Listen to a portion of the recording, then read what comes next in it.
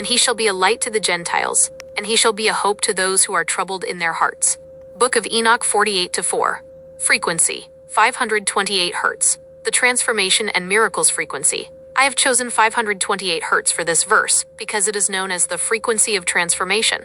This frequency is designed to reduce stress and create an atmosphere of restoration, which is the exact spiritual work being performed when a troubled heart encounters hope. Just as Enoch prophesied a light that would transform the darkness for those outside the covenant, 528 Hz works to harmonize your internal state, repairing the discord caused by fear or anxiety, and aligning your heart with the frequency of miraculous restoration. The historical meaning? When the Book of Enoch was written, the world was steeped in darkness, division, and anticipation. The Gentiles, those outside the historical covenant of Israel, were often viewed as beyond the reach of divine promise. This verse was a prophetic shockwave. It announced that the coming Anointed One would not be an exclusive deliverer, but a global beacon. It promised that the troubled in heart, those crushed by oppression, corruption, and the spiritual weight of their era, would finally have a source of hope that transcended human law, religious bureaucracy, and darkness.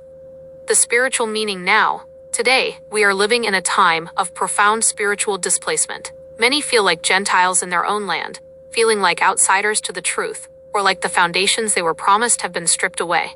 This verse reminds us that the light is not distant.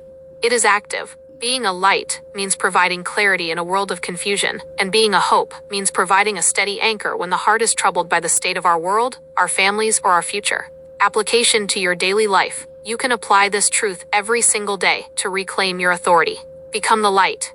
When you face a situation that seems dark or chaotic, refuse to agree with the confusion. As you move through your day, actively look for the light, the truth, the solution, and the righteous path. By doing this, you become a beacon for others who are still stumbling.